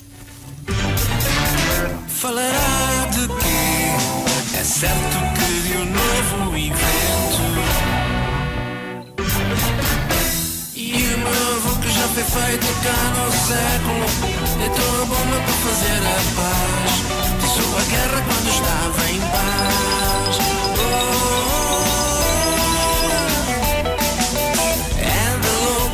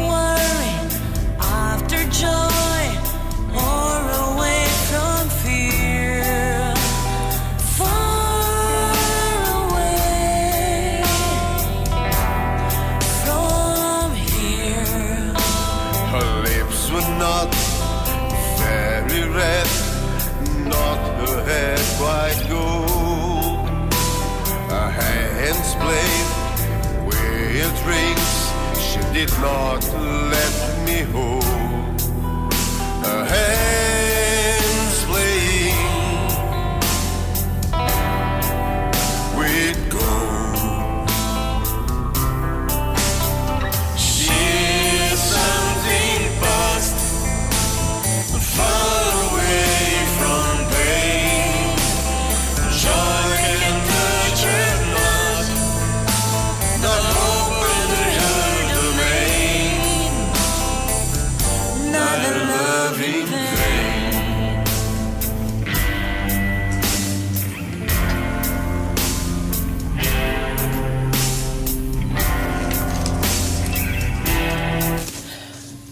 E nós estamos praticamente na reta final do programa O Silêncio das Pedras, hoje com o escritor romancista José Rodrigues, que já nos falou dos seus 2 primeiros romances, mas há um terceiro, embora, como toda a gente que esteja a acompanhar o programa sabe que o seu primeiro livro não foram estes 3 romances, mas sim, recordo-me o título, José. Boas Memórias de um Mau Estudante. As Memórias de um Mau Estudante. De um mau estudante que ele já explicou, o José já explicou porque é que se pôs lá o mau estudante, porque de mau estudante ele não teve nada, nem tem nada. Vamos então a este livro, O Tempo nos Teus Olhos. O Tempo nos Teus Olhos trata da velhice.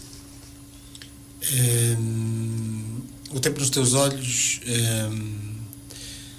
é um livro que me toca profundamente, que é a temática da solidão. É um livro que conta a história de Manuel, que prestes a comemorar as bodas de ouro, faltavam poucos dias, é assim que começa o romance. A esposa morre, portanto não chega a comemorar as bodas de ouro. Ele tem 74 anos, então é a vida dele a partir daí, com 3 filhos, 2 filhas e um filho. Numa fase inicial, portanto, ele, depois da perda, que é uma perda trágica, as filhas começam a querer decidir o destino do pai, ao contrário do filho, que está emigrado, é engenheiro na Suíça, e o filho acaba por visitar mais o pai do que as irmãs, e as irmãs metem a herança e o destino do pai, ou querem meter a herança e o destino do pai nas mãos delas, colocar o pai no lar. Num lar, talvez. Sim, e o Manuel inicialmente resiste, porque se sente capaz. Ele é carpinteiro, embora esteja já reformado e tem uma carpintaria junto à casa. Ele quer assumir o destino dele com as suas próprias mãos e sente-se perfeitamente capaz. No entanto, a solidão começa a tomá-lo de assalto, e a solidão é um sentimento que toma conta das pessoas quando elas menos esperam, mas nunca se manifesta de uma forma explícita. Manifesta-se às vezes com problemas de saúde, manifesta-se com estados emocionais complicados, isolamentos, a pessoa vai definhando. E no fundo aquilo é a solidão a manifestar-se na sua forma mais... Então, ele começa a ter algumas debilidades físicas e acaba por aceitar a proposta das filhas, e sem querer dividir os seus bens, mas aceita... e vai para o lar. E vai para o lar. Mas... isso é apenas a fase inicial, porque a partir daí, no lar, as filhas, mesmo querendo continuar a controlá-lo, contra a vontade dele e contra a vontade do filho e da neta, e de uma das netas, filha de uma das filhas, que acompanha muito o avô, e do Nicolau. O Nicolau é o gato. Daí a capa ter um gato, agora que eu já estou a perceber porque é que a capa tem aqui um gato. É a gato. companhia dele, que não fala, mas está sempre presente. Quer em casa, enquanto ele esteve em casa, quer depois no lar. Mas a verdade é que, se no início, no decorrer da história, ficamos com a ideia de que ele vai para o lar e ali se acomoda e ali se... Mas não, ele torna, por aquilo que está na sinopse, há um processo, há uma em que reviravolta. ele toma consciência do tempo de vida que tem um tempo de vida limitado, como todos nós temos, e assume ele o seu próprio destino e a sua própria vida e o que quer fazer, e não se fica por ali. Que idade é que este personagem tem no livro? 75 anos. 75 anos, ainda vai à redescoberta da felicidade. Exatamente. O que nos quer dizer, José, porque nós, quando se fala de lares, isto é um paradigma que muitas vezes nos pode deixar tristes e...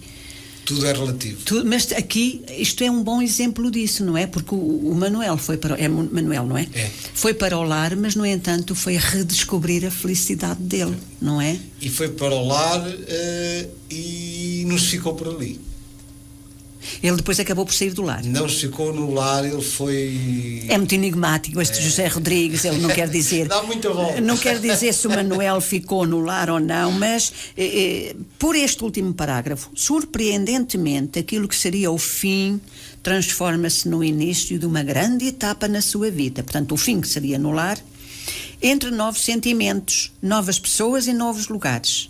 Na sua jornada de redescoberta da felicidade, Manuel muda completamente a vida de todos os que o rodeiam, inclusive as calhar das filhas. Sim, inclusive das filhas. Está a ver?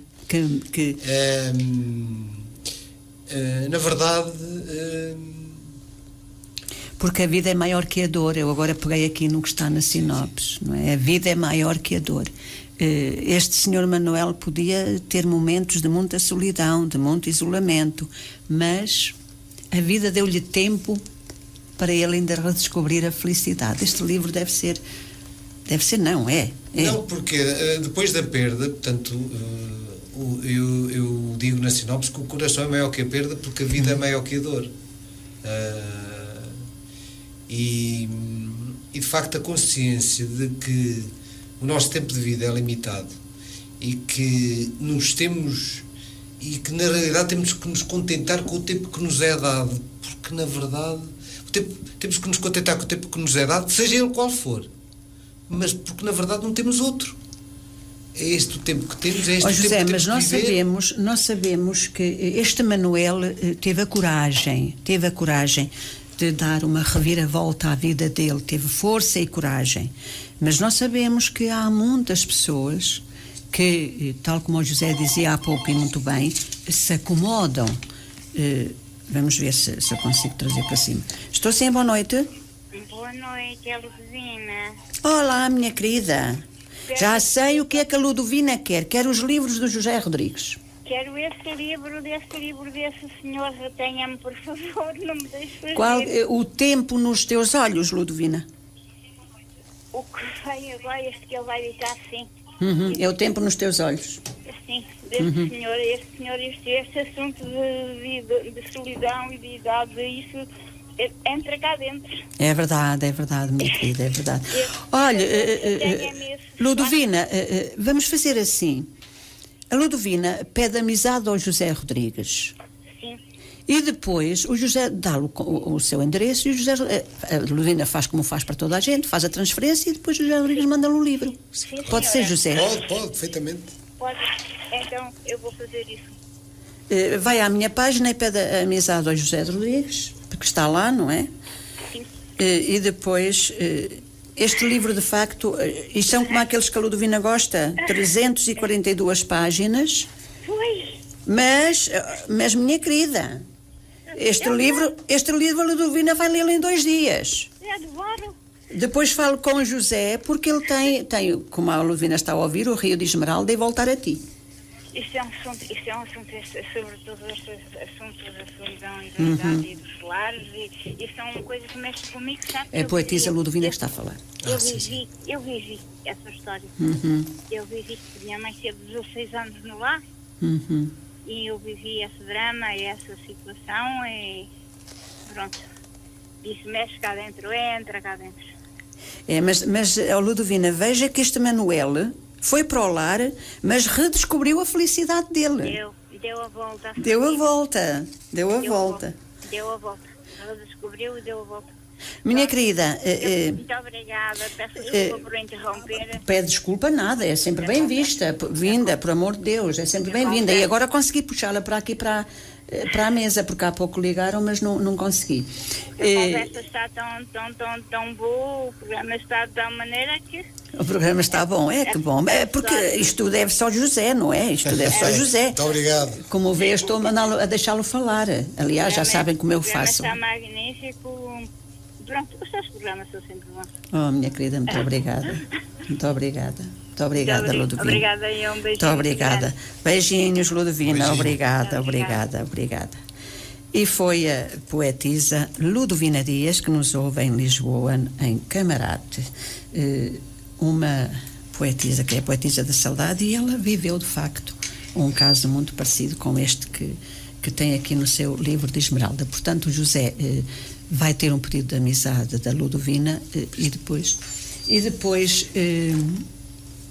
combinam como enviar, não é? Porque a Ludovina é uma devoradora de livros. Isso é bom. Eu nunca vi, eu acho que não conheço ninguém que leia tanto como a Ludovina Dias. Eu tenho a certeza que esse livro, na mão dela, em 3 dias leu. Em 3 dias leu. E depois, claro, vai querer os outros 2. Isto é tão certo como eu estar aqui. Este livro, a mim, aquele que tem ali, que o José tem ali, que eu não vou dizer o nome porque o programa não é meu, a Ludovina já comprou uns 5 ou 6. Sim. Para oferecer. Vamos então ainda falar mais um pouco desse livro, O Tempo nos Teus Olhos. José, porquê que deu esse título, O Tempo nos Teus Olhos? Porque... Escolheu o título no final do livro ou no princípio? Escolhi a meio do livro. Ao meio do Tinha livro. vários pensamentos, mas pensei várias coisas ao mesmo tempo. Porque, de facto, o tempo de vida de Manuel está nas suas mãos, está ao alcance dos seus olhos. E também pela capa, que é o gato Nicolau, que é o seu amigo, que não fala, mas está sempre presente, que o ouve, é com quem ele conversa nos primeiros tempos, quando se vê, quando a perda o toca profundamente.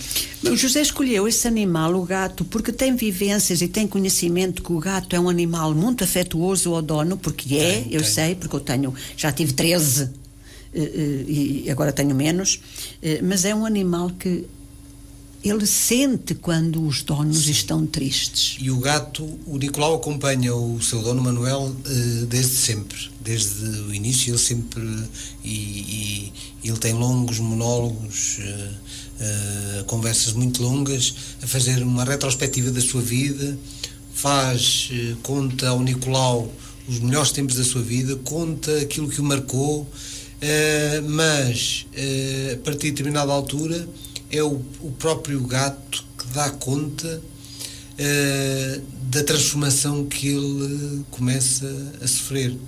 E o prefácio deste livro começa com a seguinte frase que eu gostava de ler, que foi tirada do Tratado sobre a Velhice de Cícero. Assim como gosto do jovem que tem dentro de si algo do velho, gosto do velho que tem dentro de si algo do jovem. Quem segue essa norma poderá ser velho no corpo, mas na alma não será jamais. E o Manuel, sem conhecer o Cícero e muito menos o Tratado sobre a Velhice, encara esta afirmação de frente. E o gato aqui está na capa, a foto da capa foi escolhida exatamente o gato a olhar pela janela, a ver o tempo debaixo dos seus olhos, o tempo nos olhos do felino, que é o tempo também do seu dono, mas ele está aqui por um duplo motivo, que é o motivo da liberdade. Os gatos são livres. Os gatos, costuma-se dizer que os gatos não têm dono, e de facto o gato simboliza também a sua liberdade e a liberdade de Manuel, a pessoa a quem ele acompanha. Ou seja, o José Rodrigues nada acontece por acaso. O gato está ali por a razão que o José já explicou. O título, lá está o gato a olhar para baixo, está a ver o tempo debaixo dos seus olhos. Portanto, está tudo ali a unir-se, não é? Sim. Vai tudo ali bater a um ponto comum. E as 29 fotografias deste livro têm a ver... Quantas tem? 29, uma por cada capítulo. São 28 capítulos, mais... Pois esse livro é muito maior que os outros. Mais a foto de capa. E tem tudo a ver com o percurso que Manuel tem ao longo do livro, com os personagens, com a Maria Ana, com a Mariazinha, com uma série de personagens por locais onde Manuel passa, incluindo aldeia, desde a aldeia... Também é fictícia a aldeia, José. Mas passa por algumas localidades reais, como Vila Praia de Âncora, como outras localidades interessantes onde eu estive e conheço, e onde vi algumas coisas que me despertaram a atenção. E depois tem a temática da solidão. Há muitas reflexões acerca da solidão, onde há inclusivamente o próprio book trailer do livro, um pequeno filme de promoção do livro, começa com a solidão mata. E eu acho que eu tenho para mim que se nada for feito em contrário, a solidão pode mesmo matar. E essa responsabilidade Mas nós temos momentos, José, de facto a solidão mata. Toda a gente sabe, e toda a gente que nos está a ouvir compreende qual é essa solidão que o José Rodrigues está a dizer. Mas nós temos momentos em que necessitamos mesmo de estarmos sozinhos. Exatamente. Para nos reencontrarmos, não é? Eu, por exemplo, gosto muito tenho momentos em que eu tenho necessidade de estar sozinha. Mas estar sozinha é diferente de solidão. Precisamente. Por isso essa solidão é diferente. Essa solidão que mata. Essa solidão que mata.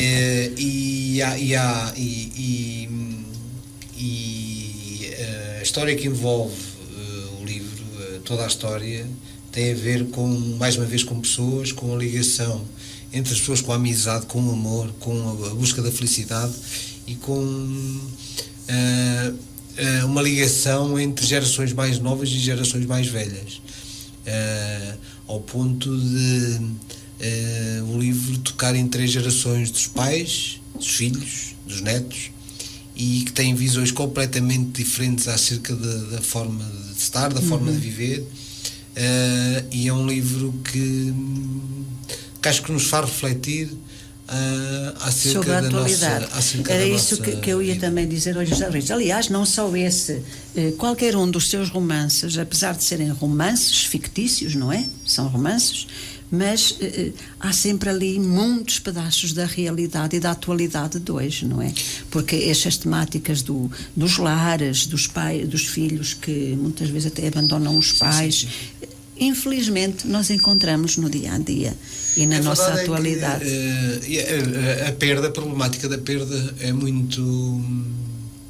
é um facto muito importante na vida das pessoas, e se nós pensarmos bem, não há tempo nem espaço próprios para a perda, nem nada nos prepara para esses golpes do destino, mas também não há um tempo certo para a reconstrução nem para o reencontro. Quer dizer, todos nós temos o nosso tempo, todos nós temos a nossa forma de encontrar os nossos caminhos, e não há uma solução, não há um remédio, digamos assim. Mas nós, ao vermos alguém ao nosso lado que sofre, nós que estamos ao lado não podemos aceitar que a responsabilidade do que acontece seja só da pessoa que sofre.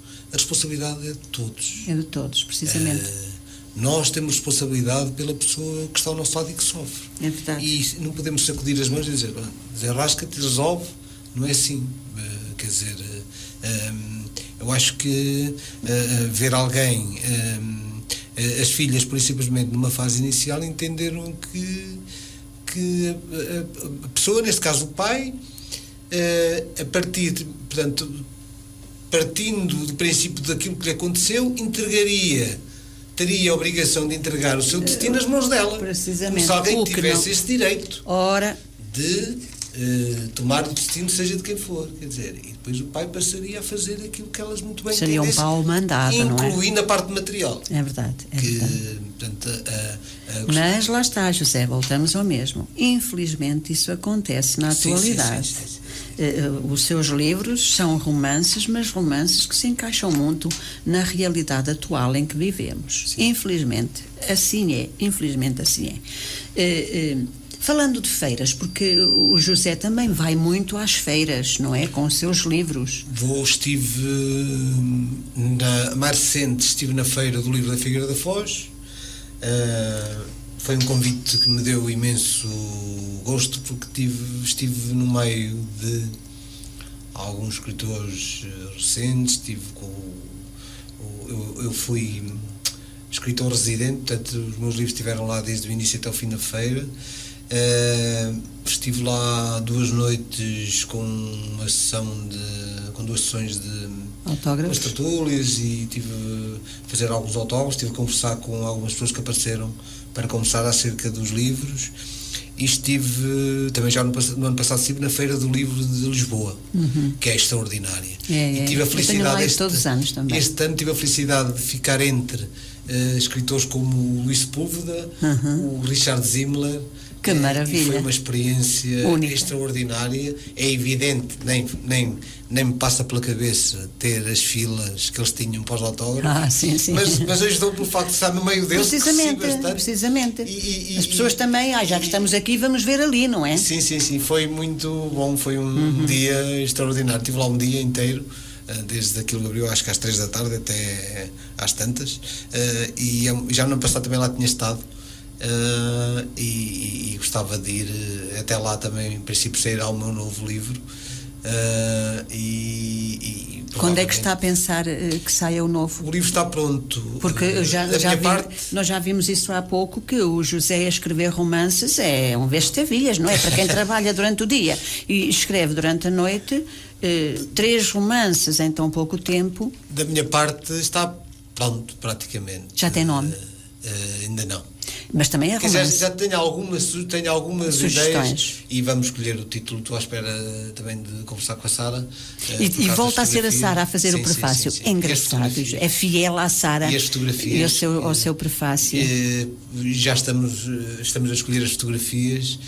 Serão 30 e poucas fotografias, que o livro é grande, mas temos umas 200 ou 300 para escolher. Para escolherem.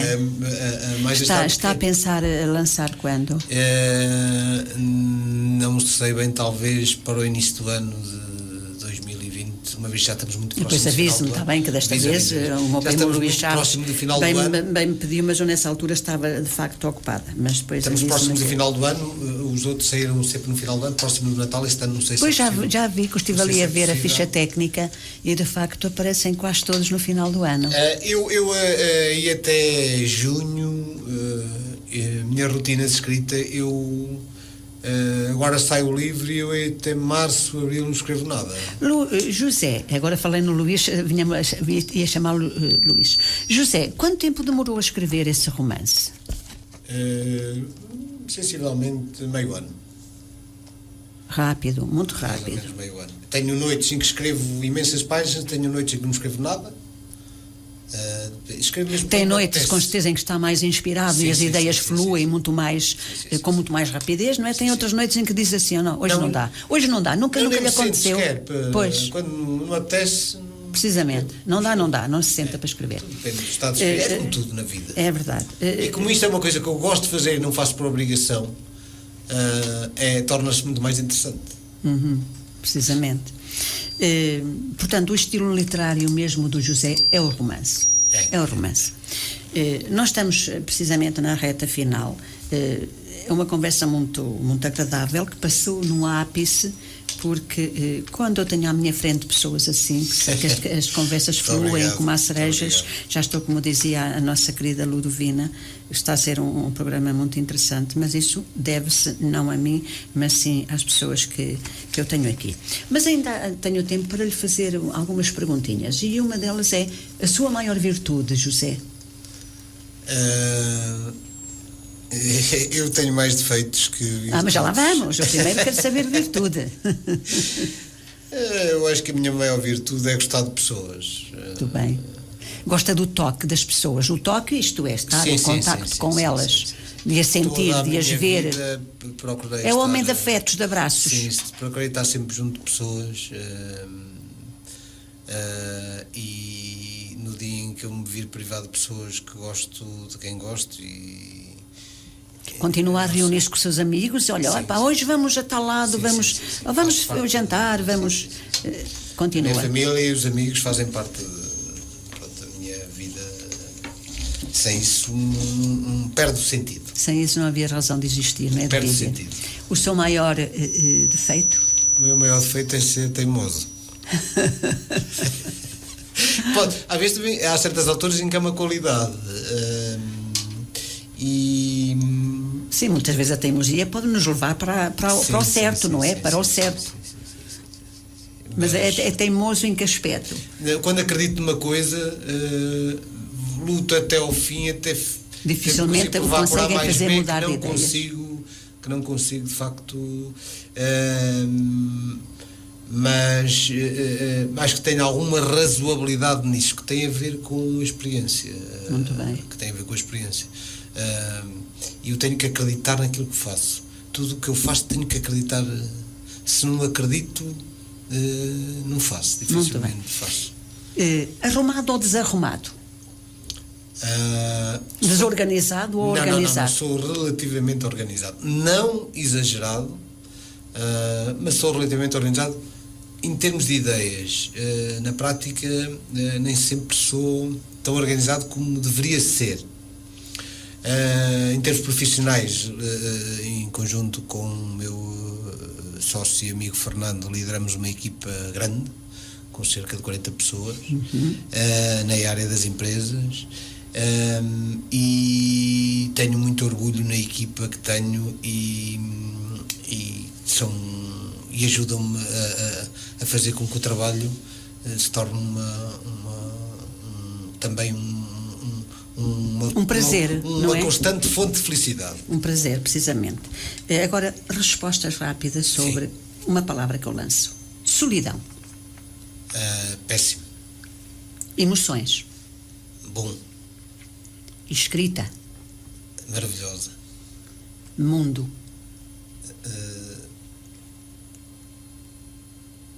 Triste.